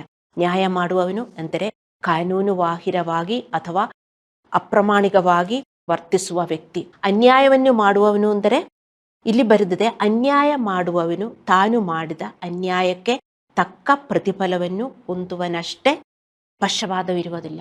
ವಿಶ್ವಾಸಿಗಳು ತಿಳ್ಕೊಳ್ಳುತ್ತಾರೆ, ನಾನೇನು ಅನ್ಯಾಯ ಮಾಡ್ತೀನಿ, ನಾನೇನು ಬ್ರೈಬ್ ತಕ್ಕೊಳ್ಳುವುದಿಲ್ಲ, ಅಲ್ಲಾಂದರೆ ಕಟ್ಟದಾರಿಯಲ್ಲಿ ನಡೆಯುವುದಿಲ್ಲ, ನಾನೇನು ಅನ್ಯಾಯ ಮಾಡುವುದಿಲ್ಲ. ನೀವು ತಿಳ್ಕೊಳ್ಳುತ್ತೀರಿ, ಅನ್ಯಾಯವೆಂದರೆ ಕಾನೂನುಬಾಹಿರವಾಗಿ ಅಥವಾ ಅಪ್ರಾಮಾಣಿಕವಾಗಿ ವರ್ತಿಸುವ ವ್ಯಕ್ತಿ, ಒಬ್ಬ ಅಪರಾಧಿ. ಅಂದರೆ ದೇವರ ಕಾನೂನು ಎದುರಾಗಿ ನಾವೇನೇ ವರ್ತಿಸಿದರು, ನಾವು ದುಃಖದಲ್ಲಿ ಇರುವುದಕ್ಕೆ ಕಾನೂನಿಲ್ಲ, ನಾವು ಕೋಪದಲ್ಲಿ ಇರುವುದಕ್ಕೆ ಕಾನೂನಿಲ್ಲ, ಇದೆಯಾ? ಇಲ್ಲ. ಭಯದಲ್ಲಿ ಇರುವುದಕ್ಕೆ ಕಾನೂನಿಲ್ಲ. ನಮಗೆ ಕಾನೂನು ಕೊಟ್ಟಿರುವುದು ಪ್ರೀತಿಯಲ್ಲಿ ವರ್ತಿಸುವುದಕ್ಕೆ, ಸಂತೋಷದಲ್ಲಿ ಇರುವುದಕ್ಕೆ, ಶಾಂತಿಯಲ್ಲಿ ಇರುವುದಕ್ಕೆ. ನಾವಿಂಗೆ ವರ್ತಿಸಿದರೆ ಮಾತ್ರ ನಮಗೇನೇ ಇದ್ರು ವಿ ಶುಡ್ ಬಿ ಸ್ಯಾಟಿಸ್ಫೈಡ್. ನಿಮಗೊಂದು ಕೆಲಸ ಇದೆಯಲ್ಲ, ಆ ಕೆಲಸ ನಿಮಗೆ ಇಷ್ಟ ಇಲ್ಲದಿದ್ರು ಆದರೆ ದೇವರಿಗೋಸ್ಕರ ನೀವು ಮಾಡಬೇಕು. ಮತ್ತೆ ಈ ಕಾಲ ಒಂದು ಕೆಲಸ ಸಿಗೋದಕ್ಕೆ ತುಂಬ ಕಷ್ಟ. ಮತ್ತೆ ಇರುವ ಕೆಲಸ ನೀವು ಬಿಟ್ಟು ಬೇರೆ ಕಡೆ ಹೋಗಿದ್ರೆ ಏನೋ ಅಲ್ಲಿ ಎಲ್ಲ ಸುಖ ಸಿಗುತ್ತದ ನಿಮಗೆ? ಎಲ್ಲರೂ ಹಂಗೆ ತಿಳ್ಕೊಳ್ತಾರೆ. ಅಲ್ಲಿಯವರು ಸುಮ್ಮನೆ ನಿಮಗೆ ತಪ್ಪು ತಿಳುವಳಿಕೆ ಕೊಡ್ತಾವೆ, ಇಲ್ಲಿ ಬನ್ರಿ ಇಲ್ಲಿ ಎಲ್ಲ ಸುಖನೇ ಸುಖ, ಏನು ತೊಂದರೆ ಇಲ್ಲ ಅಂತ ಅವರು ಹೇಳ್ತಾರೆ. ಅಲ್ಲಿ ಹೋದರೆ ನಿಮಗೆ ಅರ್ಥವಾಗುತ್ತದೆ. So those who are living the job, ನೀವು ತುಂಬ ಜಾಗರೂಕರಾಗಿರಬೇಕು. ಒಂದು ಕೆಲಸ ಬಿಟ್ಟರೆ ಇನ್ನೊಂದು ಕೆಲಸ ಸಿಗುವುದಕ್ಕೆ ತುಂಬ ಕಷ್ಟ. ನಮಗಿರುವ ಕೆಲಸ ದೇವರಿಗೋಸ್ಕರ ಮಾಡಿದರೆ ದೇವರು ಅದನ್ನು ಆಶೀರ್ವಾದ ಮಾಡ್ತಾರೆ. ಇಷ್ಟ ಇಲ್ಲದಿದ್ರೂ ದೇವರು ಕೊಟ್ಟಿರುವ ಕೆಲಸ ದೇವರಿಗೋಸ್ಕರ ಅಂದರೆ ಗೊಣಗಾಡದೆ ವಿವಾದವಿಲ್ಲದೆ ನಾವು ಮಾಡಬೇಕು. ಸೊ ವಿಶ್ವಾಸಿಗಳು ಈ ಎಚ್ಚರಿಕೆಯನ್ನು ಬಹಳ ಗಂಭೀರವಾಗಿ ತೆಗೆದುಕೊಳ್ಳಬೇಕು. ಏನು? ಕೊಲೊಸ್ಸೆಯವರಿಗೆ 3:25, ಅನ್ಯಾಯ ಮಾಡುವವನು ತಾನು ಮಾಡಿದ ಅನ್ಯಾಯಕ್ಕೆ ತಕ್ಕ ಪ್ರತಿಫಲವನ್ನು ಹೊಂದುವನಷ್ಟೇ, ಪಶ್ಚಾತ್ತಾಪವಿರುವುದಿಲ್ಲ. ಅನ್ಯಾಯ ಮಾಡಿದರೆ ಒಬ್ಬರಿದ್ದಾನೆ ಪ್ರತಿಫಲ ಕೊಡುವುದಕ್ಕೆ, ಅರ್ಥ ಮಾಡಿಕೊಳ್ಳಿ. ದೇವರ ಪ್ರತಿಯೊಂದು ಮಗುವನ್ನು ಸದಾಚಾರದ ಸೇವಕ ಎಂದು ಕರೆಯಲಾಗುತ್ತದೆ. ಅದು ದೇವರ ಸೇವಕ. ನಾವು ಇದಕ್ಕೆ ಸಿದ್ಧರಿಲ್ಲದಿದ್ದರೆ ಅಥವಾ ಅದನ್ನು ಮಾಡದಿದ್ದರೆ ನಾವು ಅನ್ಯಾಯ ಮಾಡುವವರು. ನಾವೆಲ್ಲರೂ, ಅರ್ಥವಾಯ್ತಾ? ವಿಶ್ವಾಸಿಗಳೆಲ್ಲರೂ ದೇವರನ್ನು ಸೇವೆ ಮಾಡುವುದಕ್ಕೆ ಕರೆದಿರುವುದು, ವಿಶ್ವಾಸಿನೇ ಅಲ್ಲ. ದೇವರ ಸೇವಕರಾಗಿ ನಾವು ಜೀವನ ಮಾಡಿದರೆ ನಾವು ವಚನಗಳು ಪಾಲಿಸುತ್ತೇವೆ ಮತ್ತು ದೇವರ ಸೇವೆಯನ್ನು ಮಾಡುತ್ತೇವೆ. ನೀವು ನಿಮಗೋಸ್ಕರ ಮಾತ್ರ ನೀವು ಪ್ರಾರ್ಥಿಸುವುದಿಲ್ಲ, ನೀವು ನಿಮ್ಮ ಮನೆಯವರಿಗೂ ಮಾತ್ರ ನೀವು ಪ್ರಾರ್ಥಿಸುವುದಿಲ್ಲ. ದೇವರ ಇನ್ನೊಂದು ದೇವರ ಮನೆಯವರಿಗೆ ನೀವು ಜಾಸ್ತಿ ಪ್ರಾರ್ಥಿಸಿದರೆ ತುಂಬಾ ಅನುಗ್ರಹ ನಿಮಗೆ ಸಿಗುತ್ತದೆ. ಮತ್ತೆ ನೀವು ನಾನೇ ಮತ್ತೆ ನನ್ನ ಮನೆಯವರೆಂದು ಹೇಳಿ ಪ್ರಾರ್ಥಿಸಿದರೆ ನಿಮ್ಮೆಲ್ಲ ಅನುಗ್ರಹ ಹೋಗ್ಬಿಡ್ತದೆ. ದೇವರ ಸೇವಕರಾಗಿ ಪಾಸ್ಟರ್ಗೆ ಮತ್ತೆ ಚರ್ಚಲ್ಲಿ ಬರುವ ಒಬ್ಬೊಬ್ಬರಿಗೆ, ಚರ್ಚಲ್ಲಿ ಹೊಸಬರು ಬರುವುದಕ್ಕೆ, ಚರ್ಚಲ್ಲಿ ಬರುವವರಿಗೆ ಎಲ್ಲ ನಾವು ಪ್ರಾರ್ಥನೆ ಮಾಡಬೇಕು. ಅರ್ಥ ಮಾಡಿಕೊಳ್ಳಿ. ಹಲ್ಲೆಲೂಯಾ. ನಾವು ಇದೆಲ್ಲ ಮಾಡಲಿಲ್ಲದಿದ್ದರೆ ಇದು ಮಾಡುವುದಿಲ್ಲ. ಮತ್ತೆ ಹಳೆಯವರಾಗಿ ನಾವು ವರ್ತಿಸುತ್ತೇವೆ, ಏನು ಸೆಲ್ಫ್ ಕಂಟ್ರೋಲ್ ಇಲ್ಲ, ಕೋಪದಲ್ಲೇ ನಾವು ವರ್ತಿಸುತ್ತೇವೆ. ಯಾರಾದರೂ ಏನಾದರೂ ಮಾಡಿದರೆ ಅಫೆಂಡೆಡ್ ಆಗಿ ಜೀವನ ಮಾಡ್ತೇವೆ. ನೀವು ಅರ್ಥ ಮಾಡಿಕೊಳ್ಳಿ, ಪಿಶಾಚಿನ ನೀವು ಸೇವಿಸುತ್ತಾ ಇದ್ದೀರಿ ಅಂತ. ಆದರೆ ನಾವು ನಮ್ಮ ಹಳೆಯ ಜೀವನವನ್ನು ಯೇಸುಕ್ರಿಸ್ತನ ಹೆಸರಿನಲ್ಲಿ ಮುಂದುವರಿಸಿದರೆ ಅದಕ್ಕಾಗಿ ನಾವು ಕಟ್ಟ ಪ್ರತಿಫಲವನ್ನು ಪಡೆಯುತ್ತೇವೆ. ಅರ್ಥ ಮಾಡಿಕೊಳ್ಳಿ ದೇವರ ಮಕ್ಕಳೇ. ನಮ್ಮ ಆಲೋಚನೆಗಳು ಮತ್ತು ಕ್ರಿಯೆಗಳ ಪರಿಣಾಮಗಳು ನಾವು ಪಡೆಯುತ್ತೇವೆ ಎಂದು ಬೈಬಲ್ ನಮಗೆ ಎಚ್ಚರಿಕೆ ನೀಡುತ್ತದೆ. ನಮ್ಮ ಕ್ರಿಯೆಗಳು ಮತ್ತು ಆಲೋಚನೆಗಳು, be careful what you are thinking. ನಿಮ್ಮ ಯೋಚನೆಗಳು ಬೇರೆ ಯಾರಿಗೂ ಗೊತ್ತಾಗಲ್ಲ ಮತ್ತು ದೇವರು ನೋಡುತ್ತಾ ಇದ್ದಾರೆ. ಒಂದು ದಿನದಲ್ಲಿ ಬೇರೆಯವರಿಗೋಸ್ಕರ ನೀವೆಷ್ಟು ಯೋಚನೆ ಮಾಡ್ತೀರಿ? ಬರೀ ನಾನೇ ನನ್ನ ಮಕ್ಕಳೇನು ಯೋಚನೆ ಮಾಡ್ತೀರಾ? ಪ್ರಾರ್ಥಿಸುವ ಸಮಯದಲ್ಲಿ ನೀವು ಪ್ರಾರ್ಥಿಸುತ್ತಾ ಇರಬಹುದು. ಮತ್ತೆ ನಿಮ್ಮ ಯೋಜನೆಯಲ್ಲಿ ಪಾಸ್ಟರ್ ಇದೆಯಾ? ಚರ್ಚಲ್ಲಿ ಬರುವ ಒಬ್ಬೊಬ್ಬರಿದೆಯಾ? ಹೊಸಬರು ಬರಬೇಕು ಅಂತ ಚರ್ಚಿನ ಬಗ್ಗೆ ನಿಮಗೆ ಯೋಚನೆ ಇದೆಯಾ? ಯೋಚಿಸಬೇಕು. ದೇವರು ನೋಡುತ್ತಾ ಇದ್ದಾರೆ. ನಮ್ಮ ಆಲೋಚನೆಗಳು ಮತ್ತು ಕ್ರಿಯೆಗಳ ಪರಿಣಾಮಗಳು ನಾವು ಪಡೆಯುತ್ತೇವೆ ಎಂದು ಬೈಬಲ್ ನಮಗೆ ಎಚ್ಚರಿಕೆ ನೀಡುತ್ತದೆ. ನಾವು ಇದನ್ನು ಕಾಳಜಿ ವಹಿಸದಿದ್ದರೆ ನಾವು ಪರಿಣಾಮಗಳನ್ನು ಪಡೆಯಬೇಕಾಗುತ್ತದೆ. ಸಾಕಷ್ಟು ಸಮಯವನ್ನು ನೀವು ತೆಗೆದು ದೇವರ ವಾಕ್ಯವನ್ನು ನೀವು ಬೈಬಲಿಂದ ಓದಬೇಕು, ಬೈಬಲಿಂದ ಸೂಚನೆಗಳನ್ನು ಅಧ್ಯಯನ ಮಾಡಬೇಕು ಮತ್ತು ಅವುಗಳನ್ನು ನಿಮ್ಮ ಹೃದಯದಿಂದ ಅದು ನೀವು ಒಬ್ಬೆ ಮಾಡಬೇಕು. ದೇವರ ಮಕ್ಕಳೇ, ಅರ್ಥ ಮಾಡಿಕೊಳ್ಳಿ, ಬರೀ ನಾನಲ್ಲ ಸೇವಕನು, ನಾನು ಬರೀ ಇಲ್ಲಿ ಬಂದು ಪ್ರೀಚ್ ಮಾಡಿದರೆ ಸೇವಕನಲ್ಲ, ನಾನು ಮನೆಯಲ್ಲಿ ಮತ್ತೆ ನಿಮ್ಮ ಹತ್ರ ಚೆನ್ನಾಗಿ ವರ್ತಿಸಬೇಕು, ಆದರೆ ಮಾತ್ರ ನಾನು ದೇವರ ಸೇವಕನು. ನಾನು ಬರೀ ಇಲ್ಲಿ ಬಂದು ಪ್ರೀಚ್ ಮಾಡಿದರೆ ಅಲ್ಲ ದೇವರ ಸೇವಕನು. ದೇವರ ಪಾತ್ರದಲ್ಲಿ ನಾನು ಜೀವನ ಮಾಡಬೇಕು, ಆದರೆ ಮಾತ್ರ ದೇವರ ಸೇವಕನು. ಸೊ ನಾವೆಲ್ಲರೂ ದೇವರ ಕರೆದಿರೋದು ದೇವರ ಸೇವಕರಾಗಿ.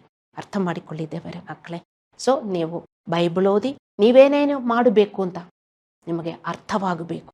ತುಂಬ ಜನರಿಗೆ ಅರ್ಥವಾಗುವುದಿಲ್ಲ, ಯಾಕೆಂದರೆ ನೀವು ಬೈಬಲ್ ಓದುವುದಿಲ್ಲ. ಅದೇ ಥರ ನೀವು ಮಾಡಿದರೆ ನಿಮ್ಮ ಜೀವನವು ಸಂತೋಷದಾಯಕ ಮತ್ತು ಯಶಸ್ವಿಯುತವಾಗಿರ್ತದೆ. ನಾವು ಕಣ್ಣುಗಳನ್ನು ಮುಚ್ಚಿ ಪ್ರಾರ್ಥನೆ ಮಾಡೋಣ.